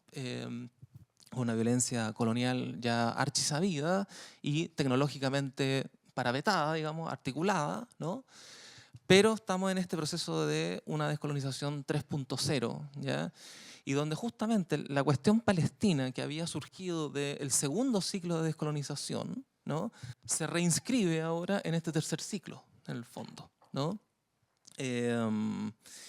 Y por supuesto lo que yo creo que sucedió el 7 de octubre es un gran acontecimiento, un acontecimiento de resistencia, ¿ya? Porque lo que ocurrió ahí es que en el fondo caducó el pacto colonial que había sido establecido en Oslo, ¿no? Esa cuestión me parece que es, aunque Oslo sigue de alguna manera vigente, pero puramente vacío, digamos, pero en rigor, ¿ya? Lo que ocurre el 7 de octubre es el desmantelamiento, o si ustedes quieren, la implosión, ¿no?, como el vaciamiento total de lo que había sido el Acuerdo de Oslo, que el Acuerdo de Oslo básicamente, desde mi lectura, no fue otra cosa que un replanteamiento de la gobernanza colonial en clave neoliberal, ¿no?, en el contexto de la hegemonía de los 90 de Estados Unidos. Entonces me terminaría simplemente diciendo un poco eso, ¿no? Como el problema al que estamos asistiendo. Y termino con esto, ¿no? Es el tema de la descolonización, pero la descolonización tiene dos niveles, me parece, que son importantes y que, sin embargo, se mimetizan entre sí, digamos, están muy imbricados, ¿ya? Efectivamente hay una descolonización en el nivel de las nuevas burguesías pujantes asiáticas, ¿no? Que están intentando descolonizar el dominio, el dominio monopólico del capital que está en manos del mundo atlántico, en el fondo, ¿ya? Pero por otro lado hay una descolonización también de los pueblos. Y los pueblos no necesariamente calzan con lo que las burguesías y las oligarquías pretenden. Entonces hay ciertas discontinuidades, ¿no? Por supuesto, los movimientos sociales, como el caso de Hezbollah, Hamas, o el Frente Popular, que está articulado con Hamas en el caso de Gaza, ¿no? Claro, tienen mucho que decir respecto de estos dos niveles, porque son pequeñas bisagras. Pero la descolonización es un proceso muy complicado, ¿no? Que tiene distintos niveles, ¿no? Donde de alguna manera hay un nivel de los pueblos y hay otro nivel, digamos, de los regímenes, por decirlo de alguna manera, que se imbrican en ciertos momentos, pero que también tienen agendas separadas. Cuando el sionismo dice que Hezbollah responde exclusivamente a la agenda iraní en Líbano, eso es completamente falso, ¿ya? Por supuesto que tiene un vínculo con Irán, pero tiene una agenda propia, pro-palestina, digamos, en función de la invasión, de la invasión israelí en el año 82 y sucesivamente, digamos, ¿no? Entonces, creo que hay que verlo en esa lectura, ¿no? Un proceso de descolonización 3.0 me parece que es un poco la clave de la resistencia contemporánea. Muchas gracias. Sí, y no desconocer que esa resistencia también es militar, ¿no? O sea, y eso, legitimar claro. Legitimar esa resistencia militar, ¿no? Que también es algo muy interesante para seguir pensando a la luz de lo que se está hablando. Por favor, sigamos. Resistencia y movimiento Bueno, social. yo voy a secundar lo que se ha dicho acá. Bueno, hay gente que... Y me pasó con amigos que no están tan metidos en el tema, que decían el 7 de octubre, ay no, pero es que esto deja súper mal a los palestinos y no sé qué más, y esto los va a servir para demonizarlos y qué sé yo. Y claro, desde el punto de vista del poder es cierto, digamos, pero al punto o al nivel de la sociedad civil global, digamos, yo creo que nunca antes el régimen de Israel había estado tan deslegitimado a los ojos del mundo como ahora, ¿ya? Y al mismo tiempo nunca se había dado esta dicotomía tan grande de que los pueblos del mundo en general ven A y los gobiernos ven B o hacen B, digamos, o sea, están en otra... Hay una fractura muy, muy, muy grande. Bueno, ese es otro tema también, que los conceptos, el tema del régimen, ¿ya? Que cuando son gobiernos que no nos gustan decimos régimen, pero cuando son del lado de nosotros son la república o el Estado o lo que sea. Entonces es como el régimen iraní, el régimen de Putin, el régimen de Maduro, no, el Estado de Israel. No, el régimen israelí. Nosotros démonos el gustito también, sí, aquí también hay sensibilidades personales. Pero rescatar una cosa que yo creo que es importante. La lucha del pueblo palestino la lidera el pueblo palestino, ¿no? El pueblo palestino, o si uno quiere contribuir a la lucha del pueblo palestino, lo que no tiene que hacer en momentos como estos es cuestionar los métodos y las decisiones que toma el Movimiento Nacional Palestino. Que eso es algo en el que se cayó, sobre todo en los primeros meses del año pasado, de mucha gente que no es parte digamos, ni del movimiento, que ven de afuera o que son observadores externos, y no, pero es que, oye, pero ¿cómo? Y que qué sé yo. Y es como usted, ni yo, ni ninguno de los otros de los que está acá está en ese lugar, ninguno de nosotros ha vivido 70 años en la situación en la que está. Ya hay unos videos de cuando rompieron la cerca en la franja de Gaza y habían tipos que decían, yo he vivido, no sé, toda mi vida aquí adentro, ¿no? Como que recién estoy descubriendo el mundo, digamos, o sea, era una experiencia liberadora. Hay gente incluso que, bueno, la comparaba también con con la insurrección del gueto de Varsovia, ¿no? O sea, ¿por qué en ese caso sí está bien, pero no, que los palestinos no? ¿Pero cómo? No, no es la forma, como se decía aquí también respecto de otras cosas, ¿no? Entonces yo creo que es importante tener esa claridad de, en estos momentos, uno tiene que respaldar el Movimiento Nacional Palestino. Si uno a lo mejor tiene discrepancias con los métodos, qué sé yo, bueno, uno se las guarda, digamos, o las procesa en otro momento, ¿no? Pero hoy día lo que importa es respaldar la resistencia palestina en todas sus expresiones, entender también que el movimiento de la sociedad civil global, por ejemplo, el movimiento estudiantil, hace su aporte, digamos, pero nunca tratar como de separar ambas cosas, como que hay una lucha que está legitimada y otra que no está legitimada. De hecho, había un periodista palestino que escribió una columna el 8 o 9 de octubre y él decía, claro, a ustedes les gusta el palestino sufriendo. Les gusta que siempre esté sufriendo porque creen que hay una virtud en que al palestino lo maten, lo torturen, pero cuando el palestino agarra las armas y pega de vuelta, ay no, ahí ya es un mal palestino, ya es una mala víctima. Es como, por ejemplo, la guerra de Vietnam. Todos hablábamos de la guerra de Vietnam cuando ocurría, pero después de que los norteamericanos se retiraron, ¿a alguien le importó Vietnam? O empezaron las críticas, ay, no, pero es que no sé qué, revisionismo, qué sé yo, lo que sea, se empieza a criticar, digamos, los caminos que toman los pueblos. Pero eso es después. ¿Ya? En el momento uno no puede andar condenando a la gente que está literalmente luchando por su vida, y yo creo que eso también es central. Ahora la cuestión es de vida o muerte. O sea, imagínense que la semana pasada el ministro de Finanzas de Israel, Smotrich, lo entrevistó la televisión francesa y él decía, a nosotros no vamos a parar en Palestina. O sea, era como, las escrituras nos dicen que después de Jerusalén tenemos que tomar Damasco, tenemos que invadir Siria. Y después aparece el mapa y dice, no, y también el Líbano, y Jordania, y parte de Irak, y parte de Egipto, y la idea del Eretz Israel, ¿no es cierto?, del gran Israel del Nilo al Éufrates. ¿Ya? Y resulta que uno, no sé, 10 años atrás, cuando planteaba que ese era el objetivo de algunas personas dentro del régimen israelí, quedaba de conspiranoico, pero ahora el tipo lo dice abiertamente frente a una televisora internacional y no pasa nada. ¿No? Así que eso digamos, como... Pequeña réplica. Yo creo que es fundamental que cada uno elabore y haga las críticas que quiera. Creo que pedir incondicionalidad frente a un tema, frente a una causa, aun cuando sea la más justa de las causas, sobre todo en un auditorium de periodistas, futuros periodistas, creo que no corresponde. O sea, lo que uno espera es que cada uno de ustedes tenga la visión y tenga la perspectiva y tenga la capacidad de reflexión como para definir qué es lo que ustedes aceptan y qué es lo que ustedes no aceptan. Incondicionalidades jamás para un periodista, en el sentido de decir piensen así o así. Yo apoyo la causa del pueblo palestino, apoyo la resistencia del pueblo palestino, pero no tengo por qué imponerle a cada uno que todos piensen como yo. Justamente la idea es que ustedes se informen y puedan tener una actitud ética frente a eso, pero no en condicionalidades, menos en un auditorium como este, donde la idea es formar personas críticas y con sus propias miradas. No, recojo el golpe. O como dice el tema de la universidad, aquí es donde las verdades se tocan. ¿Eh? ¿Sí? No. Sí, pues, sí. Bueno, pero ahí no digo más. Después podemos discutir o debatir en las preguntas, pero sí recojo la crítica de la profesora. Gracias. Rafael. Voy a tratar de ser lo más breve. ¿Eh? ¿Y las fuentes de la resistencia? A ver cómo entran en los medios. Voy a tratar de ser lo más breve posible. Si hablamos de movimientos sociales, me gustaría destacar a uno, digamos, Breaking the Silence.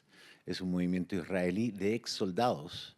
A mí me llevaron a Hebrón y me dicen, yo entré a esa casa a las 3 de la mañana con un fusil, puse a todo el mundo en el living de guata, los niños, para preguntarles cosas que nosotros sabemos de memoria. ¿Cuántos son? ¿Dónde están sus papeles?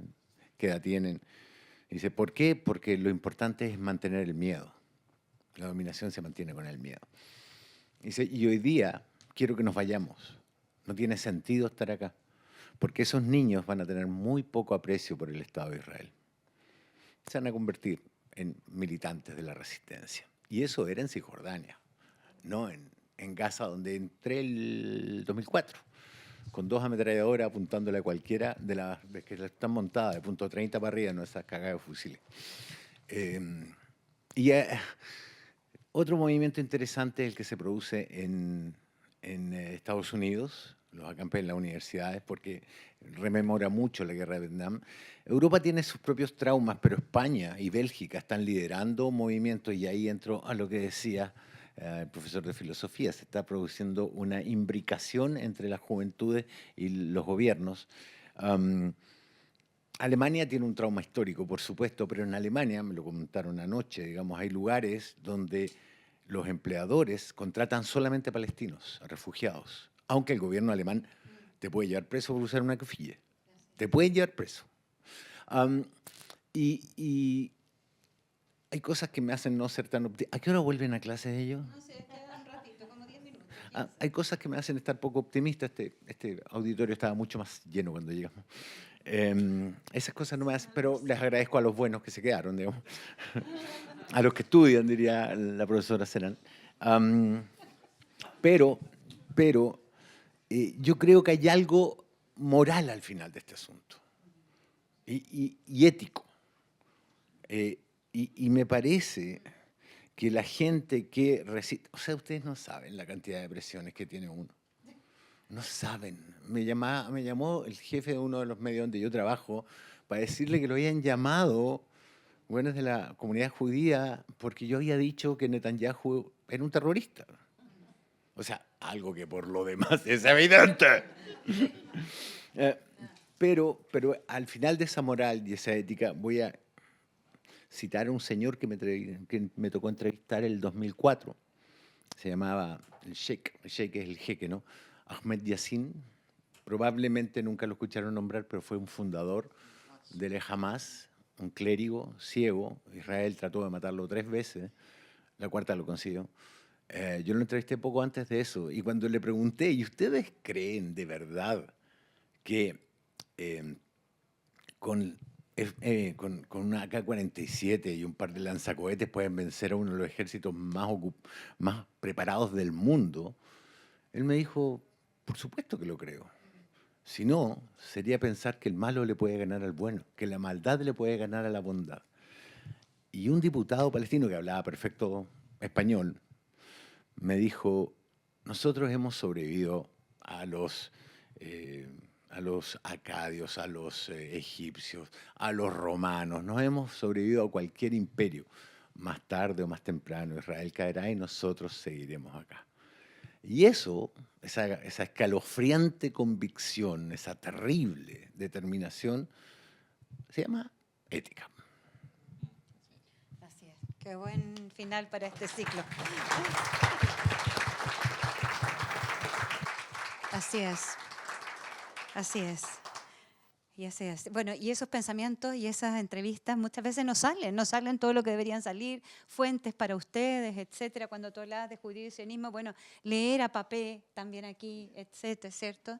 Y que se lea, así como Edward Said, etcétera. Bueno, entonces, algún comentario, alguna reflexión frente a todo lo que se ha dicho. Yo sé que esto da para mucho más. El miércoles vamos a seguir con el ciclo. Ahí viene el profesor Dino Pancani como moderador. Sí, por favor.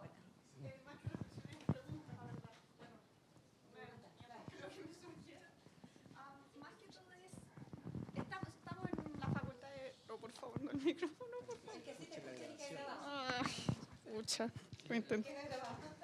Bueno, al final, si somos periodistas, ¿cómo se logra captar la atención del público, sobre todo de conflictos que están al otro lado del mundo? Y no solamente hablo de este conflicto, sino también Taiwán-China, hablo de Rusia-Ucrania, que ya ha perdido poder aquí.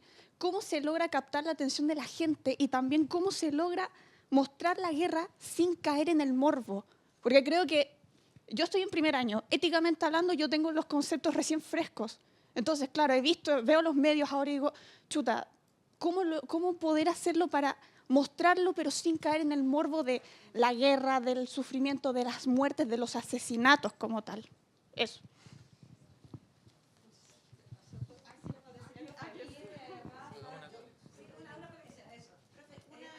Esa pregunta y una más y también con el tiempo. Ya, bueno. Y ahí la compañera y César y estamos, ya. Sí, ¿al tiro? Sí, es que... ya. Es que más que una pregunta, quería hacer un comentario en relación a lo de los afectos y la desafección, que creo que muchas veces también al pensarnos como un país tan insular, nos sentimos muy desconectados, a pesar de la gran diáspora palestina en Chile, como muy desconectados de que es todo muy lejano. Pero Chile participa activamente del genocidio y eso yo creo que es importante que lo dejemos claro también ahora. Chile sigue enviando pertrechos químicos a Israel. Chile sigue comprando armas exclusivamente a Israel.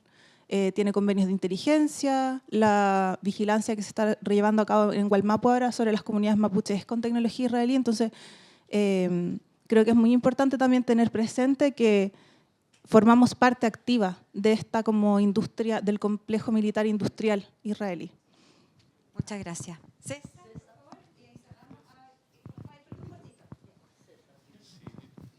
Gracias. Voy a tratar de abreviar un poco, porque me interesa que puedan dar su visión de lo que les quiero decir.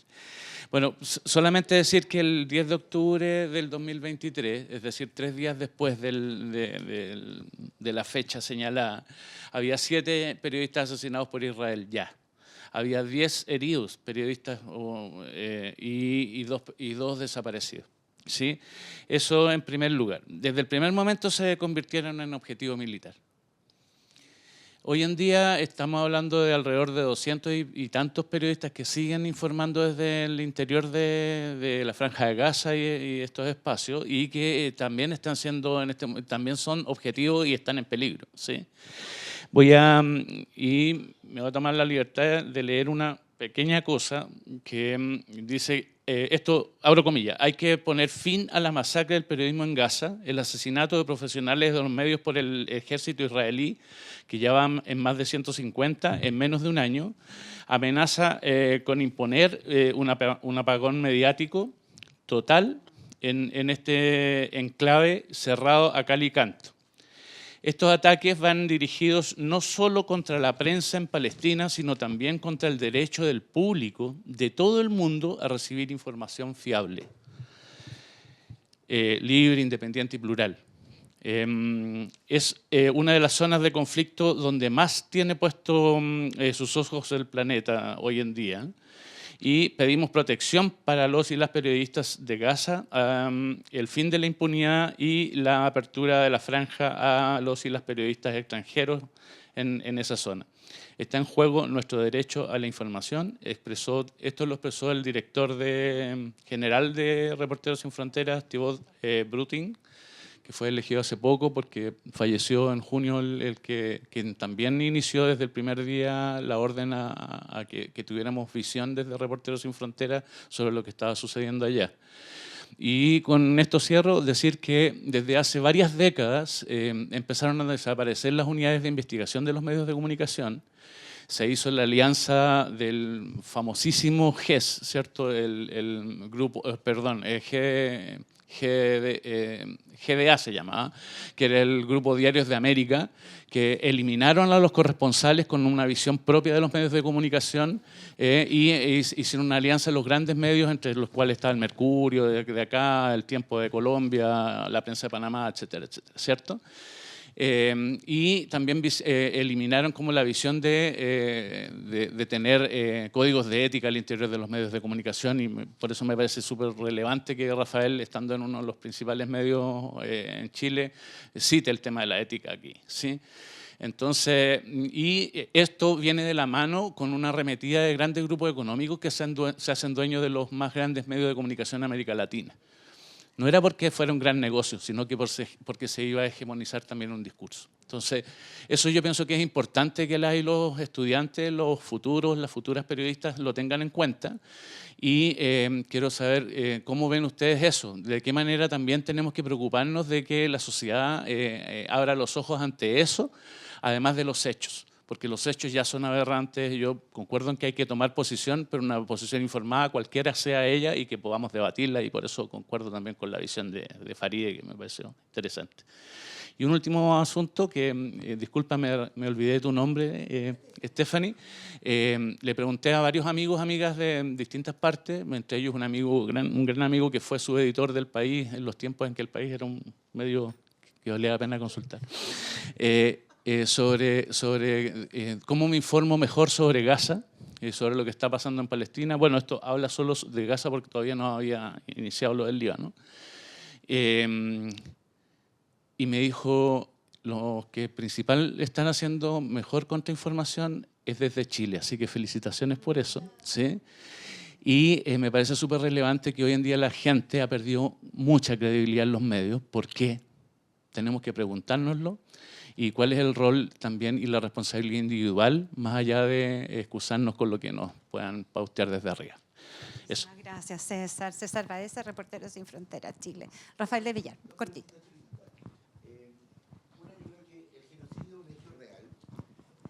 ¿No es cierto? En el caso de Israel, los genocidios con los israelitas, el genocidio con Hiroshima, pero eran reales pero reconstruidos, porque no lo veíamos. Yo creo que con la guerra de Irak fue una cosa muy interesante, las cosas se hacen en directo, y yo puedo verlo, independiente, ahora lo veo, no lo reconstruyo. Hiroshima no lo veo en la película de Resné, lo estoy mirando. Ahora, lo que yo, de hecho, en un insert chiquitito, hay una tesis de unos alumnos que yo guié, que hicieron la guerra en directo de Irak, comparando, donde estaba Rafael Cabada en TVN, TV5, que era, TVN era como el acontecimiento, se mostraban los datos de la guerra en sí mismo, lo real. TV5 era neutral y se hacía un análisis etnográfico y antropológico de la realidad que operaba, y CNN en inglés hacía un análisis como videojuego. Eso para, si quieren, pueden estar la tesis que hago. Entonces, volviendo al estamos viendo la guerra en directo. La podemos ver en directo, o sea, no con reconstrucción, o sea, podemos ver las imágenes. Ahora, la pregunta es, ¿sacaremos las consecuencias que debiese tener ese hecho tan atroz? Porque estamos viendo la guerra, no solamente esta guerra, sino que también estamos viendo lo de Ucrania, que fue aplastado por el fascismo ruso. Estamos viendo varias cosas.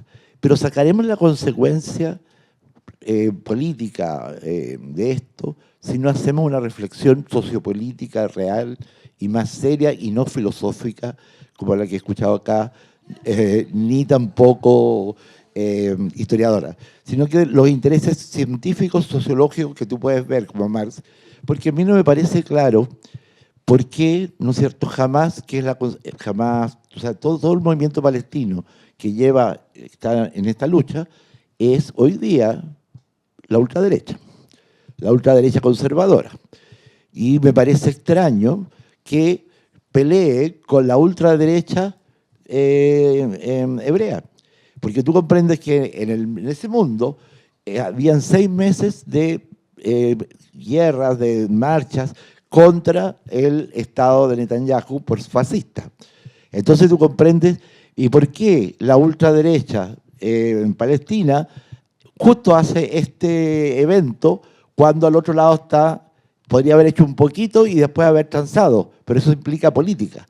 Y entonces me merece muy mal y me huele muy mal que la causa palestina esté llevada por ultraderecha contra ultraderecha, cuando el problema de la causa palestina es el problema que la socialdemocracia, los socialistas y todos los que tenemos una perspectiva distinta, hemos luchado porque hay un Estado palestino, un Estado israelí, y ahora tenemos a dos que luchan por un Estado israelí y otro que lucha por un Estado palestino, y que son la misma fuente, la ultraderecha, asesinos de la humanidad. Muchas gracias, Rafael. ¿Empezamos por ti? No, muy breve. Yo solamente quiero algo muy breve. Decir que estamos César desde Reporteros Sin Fronteras, creo que es importante decir que nuestro país ha ido bajando en el peldaño a propósito estaba en el lugar 53, ha ido bajando luego del asesinato también de Francisca Sandoval. Creo que es importante señalarlo, que no somos la copia feliz del Edén en materia de libertad de expresión ni de derecho a la comunicación. Eso por una parte. Por otra, quería destacar, creo que es importante que Rafa responda sobre el tema de cómo se cubre, etcétera, pero Rafael, el otro Rafael del Villar, sí, el tema de Hamas y el tema de Hezbollah son movimientos de resistencia y no son los únicos. Se habla de Hamas, se habla de Hezbollah, y justamente toda la parafernalia occidental es hacerlos ver como unos terroristas de ultraderecha. Es bastante heterogéneo. La composición, no son los únicos, está el Frente Habash, están la gente de la OLP, en fin, hay distintos, y de hecho hoy día tampoco se ha difundido suficientemente. Hay una alianza de todos los grupos, de todas las fuerzas de resistencia en Palestina, ¿no?, con la Autoridad Nacional Palestina, con la OLP, donde también está Hamas, para poder enfrentar este momento bastante brutal. Yo creo que la caricatura tampoco corresponde. Yo comparto contigo, a mí me encanta que sea todo secular, no religioso, etcétera, pero aquí hay una heterogeneidad que hay que entender, ¿no? No digo que puede estar de acuerdo o no de acuerdo, pero hay una heterogeneidad y no son los únicos. Occidente y su discurso intentan hacerlo parecer como los únicos, justamente como eso, enfrentados dos grupos extremistas. Eso no es así. Es mucho más complejo, la realidad es mucho más compleja. Y lo segundo, a propósito de lo que te decía, de la importancia, digamos, de la contrainformación aquí en Chile, creo que efectivamente había un trabajo importante. Este grupo de Centro de Información Palestina, está el Grupo por Palestina, está el Grupo Palestina de la UDH. En fin, hay una serie de grupos que están informando y creo que hacen un tremendo trabajo.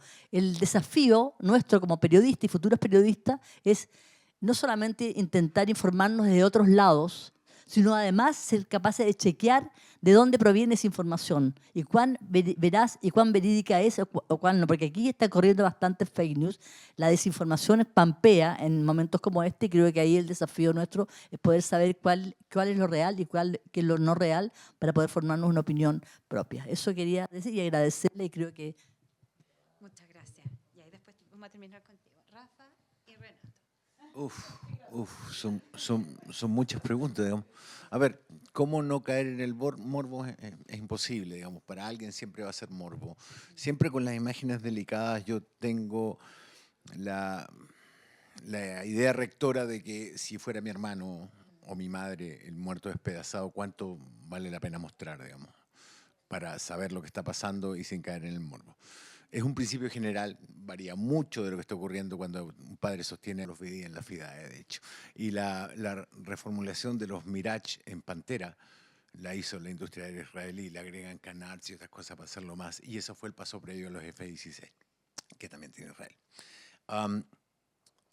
Sobre la muerte horrorosa de 200 colegas, la persecución de los periodistas en Israel ha sido una constante. Cuando uno entra a Israel te hacen firmar una carta de que el ministerio... Ya si hay ministerio de comunicación la cosa es complicada. En los países donde hay ministerio de comunicación la cosa se pone espesa. Pero te hacen firmar una carta donde te pueden borrar cualquier material que hayas grabado. Cualquiera. Ellos lo deciden. Por eso uno lleva a un lugar donde grabar y respaldar y esconderlo. La muerte de 200 periodistas es vergonzosa que en Chile no lo vemos en las noticias. Y me parece, voy a hacer un salto quizás un poco temerario, pero hay una columna en El Español, ahí escribe una chica que yo conocí en Bagdad, y buscando sus artículos me topé con una columna que se dice mejor cuando nadie te ve, digamos, cuando no hay testigos. Mejor cuando no hay testigos. Y la muerte de periodistas de Gaza, el señor Tomás Jocelyn Holt acusó a los periodistas de ser cómplices cuando no sabe, porque habla de cosas que no sabe, que en Gaza está lleno de gente que trabaja para otros medios porque de Gaza no te dejan ni entrar ni salir. Hace años ya es una cárcel a cielo abierto. Pero eso tiene que ver con no dejar testigos. Es lo mismo que está ocurriendo con las fuerzas de la UNFIL, de la Fuerza de Intervención en el Líbano de Naciones Unidas, donde le dispararon ya a 5, y lo habían hecho el 2006, mataron a 5, entonces te están repitiendo, y les dijeron que se fueran, que corrieran 5 kilómetros, y lo que dijo, porque hay irlandeses, italianos, españoles, y los irlandeses le dijeron nosotros no nos vamos a mover de acá, en un gesto de decencia que creo que hay que rescatar, pero tiene que ver con no dejar testigos y es horroroso. Y sobre lo que dice el profesor del Villar, que fue profe mío, de lo cual me honra, no sé si él dirá lo mismo de mí, quizás con toda razón, pero hay un problema de el avance de las ideas de ultraderecha, quizás no los grupos, pero sí las ideas de ultraderecha en el mundo.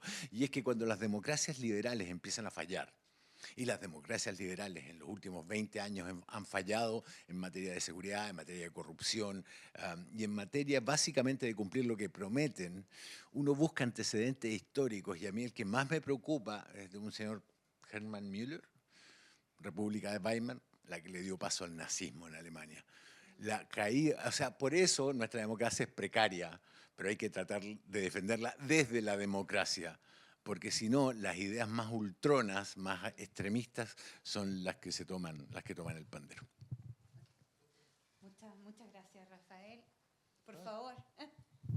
Bueno, Para ir cerrando. sí. No, voy a decir dos cositas nomás. Que algo que le llamó la atención a varios respecto a la situación de los periodistas en Gaza.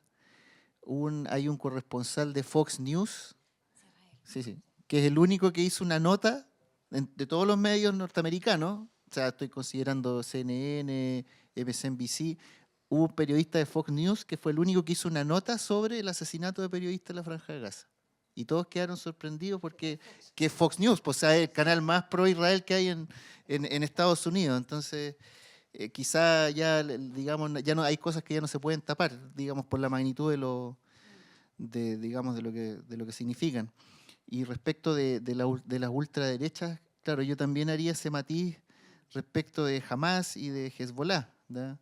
Primero, toda la operación del 7 de octubre, claro, es liderada por Hamas, porque Hamas es la facción palestina más grande, pero el año 2020 o 2021 se creó el Mando Unificado de la Resistencia Palestina.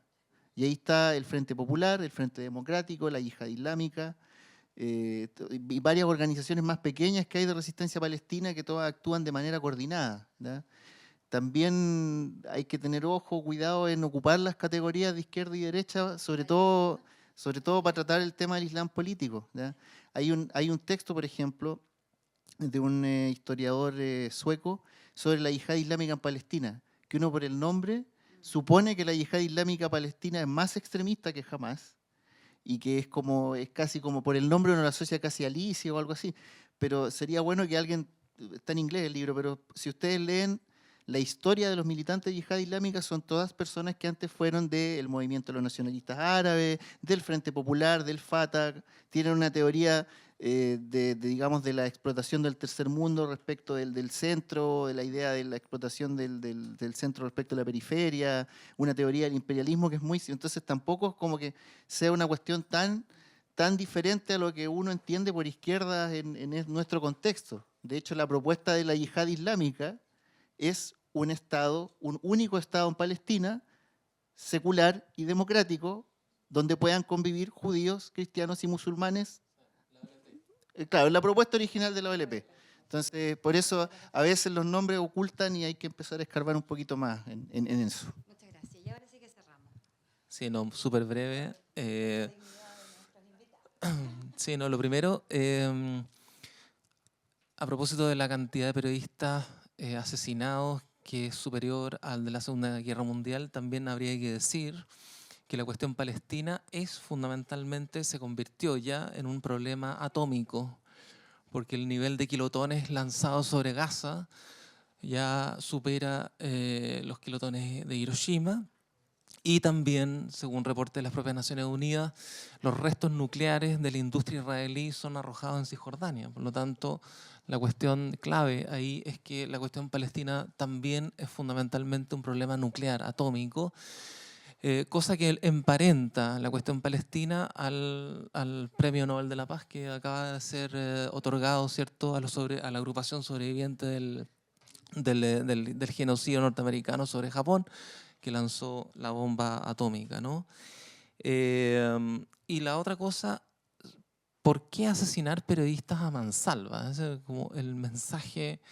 Porque, bueno, yo creo que básicamente porque la idea, como decía Rafael, ¿cierto?, es, por un lado, no dejar testigos, no dejar registro, no dejar archivo, ¿ya? Pero por otro, es instalar la lengua del exterminio como un dispositivo de entretenimiento. Insisto en esa cuestión. O sea, me parece que Israel está intentando, y la narrativa en los grandes medios occidentales trata de mostrar... O sea, el problema no es no mostrar, me parece. Hay un nivel en que no se muestra. El problema es la hipertrofia de lo que se muestra, ¿no? Que satura, cansa y normaliza el afecto. Y que precisamente porque normaliza el afecto, genera una destrucción masiva del campo ético. Bueno, muchas gracias, sí, porque en vez de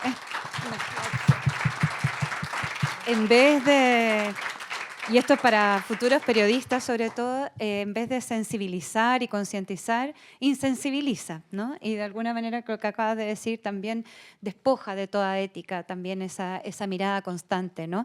Y aquí solamente, para terminar, Antoine Bernard, director de incidencia y asistencia de Reporteros Sin Fronteras, en algún momento también de 2023 dijo: la impunidad no solo representa una amenaza para los periodistas palestinos, sino en todo el mundo. O sea, cuando dice, ahora vienen por nosotros, o sea, lo que acaba de decir, claro.